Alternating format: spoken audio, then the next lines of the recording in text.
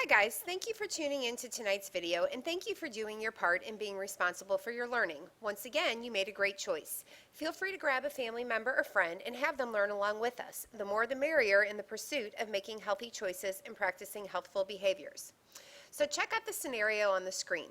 People start passing around a joint at a party. It's coming your way and you're panicking. What are you going to do when it's your turn? Will you say you have asthma? Will you tell them your parents are picking you up so you can't be stoned when they arrive? Will you go to the kitchen or the bathroom with some ordinary excuse and stay away for a while? Hopefully when you return, they'll forget about offering you pot. Will you tell them you're tired or sick and you're going home early? Or will you just simply say, truth is, I'm just really not into pot, it's not my thing?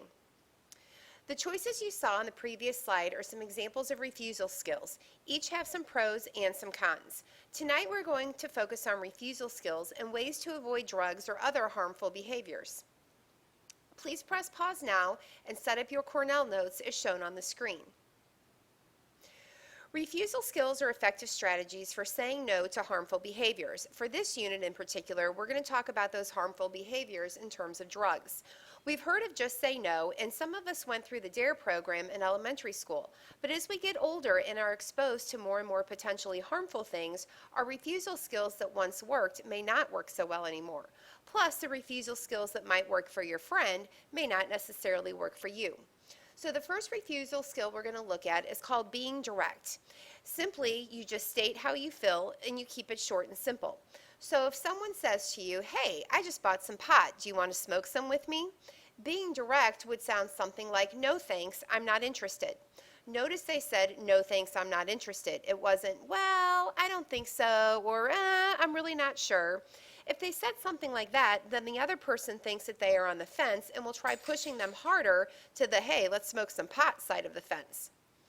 Our next refusal skill is using the right body language. Your words need to match your actions. So using the previous example, I would still say, no, I'm not interested, but I would also look the person in the eye and stand or sit up straight. That simple body language communicates a more serious tone. The person trying to get you to use drugs will realize you are really serious and tend to back off. The next refusal skill we'll look at is humor, and notice there's a question mark behind the word humor.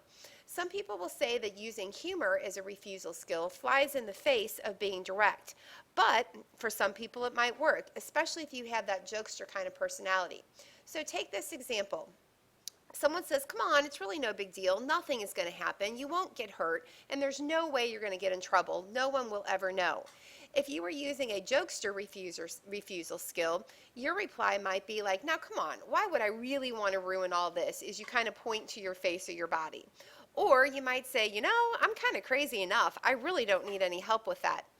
I thought of an example a couple weeks ago when we were out with several couples and they kept ordering drinks and they said, hey, you know, suitor, have another beer, have another drink, and I kept saying no and they kept pressuring and I said, you guys, seriously, I thought peer pressure was bad in middle school and high school, and they kind of laughed, but they stopped, which is exactly what I was wanting. So in that particular situation, humor worked.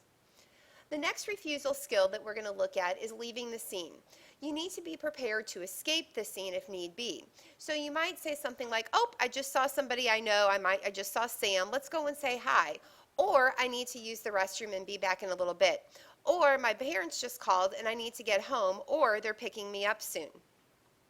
The bottom line is, regardless of which refusal skill you use, you want to be assertive. You want to be able to stand up for yourself in a positive way. You want to keep your values and your goals in the front of your mind. You don't need to apologize or make excuses for not wanting to do something. And have your refusal skill ready. Decide what is going to work for you and practice it. The more you practice it, the more you'll be ready to use it and stand your ground.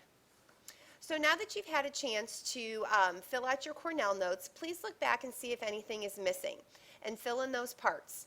If everything is there, please go back to our website and complete checkpoint number 3, Just Say No, Is It Really That Easy?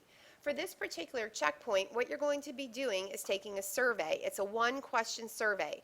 Again, there's not a right or wrong answer. You just need to be ready to defend your answer tomorrow in class. Thanks for your time and see you tomorrow.